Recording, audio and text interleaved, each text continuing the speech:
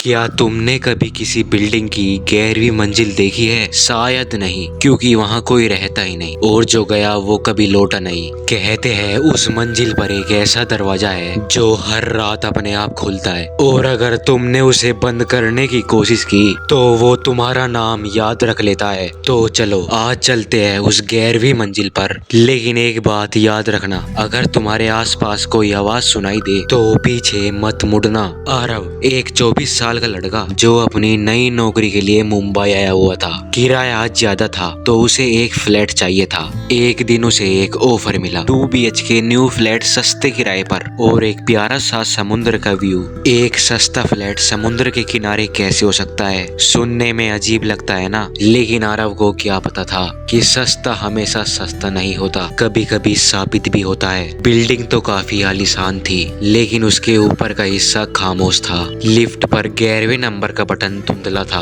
वहाँ के गार्ड ने उसे मुस्कुराकर कहा, 11वीं मंजिल पर कोई नहीं रहता साहब, फिर भी वहाँ पर लाइटें जलती है। आरव हंस पड़ा, भाई तो इस छोटी सी बात की हॉरर मूवी मत बना। मैं एक इंजीनियर हूँ, मैं इन सब बातों में नहीं मानता। पर जो नहीं मानता कभी कभी उसे ही सबसे पहले मानना पड़ता है। पहली रात 11वीं मंजिल का फ्लोर बिल्कुल शांत था। जैसे ही आरव ने वहाँ का दरवाजा खोला वहाँ से बहुत अजीब सी बदबू आ रही थी। कमरे के कोने में एक पुराना आईना था। जैसे ही उसने लाइट ऑन करी उस आईने में कुछ झिलमिलाया। उसने सोचा ये कोई रिफ्लेक्शन होगा, पर उस आईने में वो अकेला नहीं था। कभी किसी आईने में अपनी परछाई से ज्यादा कुछ देखा है? लेकिन आरव ने उस रात उसे नहीं देखा, पर आईने ने उसे अच्छी तरह देख लिया था। अगले दिन नीचे के फ्लोर पर रहने वाली एक बूढ़ी आंटी ने उसे कहा, बेटा तुम 11वीं मंजिल पर हो। वहाँ पर पहले भी एक लड़का रहता था, उसका भी नाम आरव था। आरव चौंक गया। आंटी ने उसे कहा उसने भी वही आईना नहीं हटाया था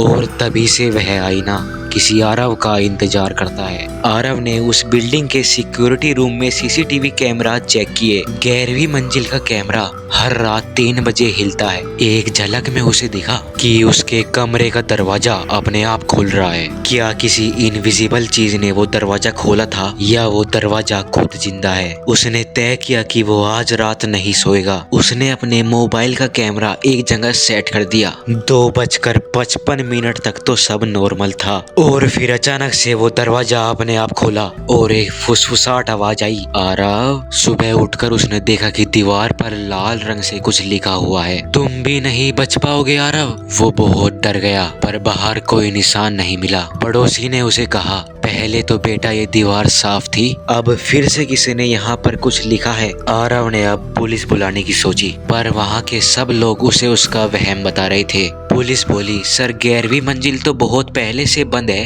आरव ने डर कर बोला, फिर मैं कहाँ रह रहा हूँ? उसी रात दोबारा से वह आईना फिर से झिलमिलाया। इस बार उसने देखा कि एक उसकी जैसी शक्ल का लड़का बिल्कुल वैसा दिख रहा है, कि बिल्कुल सेम टू सेम उसके जैसा दिखने वाला लड़का वहाँ पर है। आईना हिला और अंदर से एक आवाज आई, अब तुम्हारी बारी है। आरव पीछे हटा, लेकिन वो आईना अब दरवाजा बन चुका था। उसने देखा अंदर एक बहुत बड़ा हॉलवे और दूर कोई औरत खड़ी थी, बिना चेहरा बिना आवाज के। वो हॉलवे असल में उसी बिल्डिंग का था, लेकिन जला हुआ और टूटा हुआ। हर कमरे में किसी न किसी के नाम लिखे थे और सबसे आखिर में आरव नाम लिखा था। सुबह वहाँ के गार्ड को आरव का कमरा खाली मिला।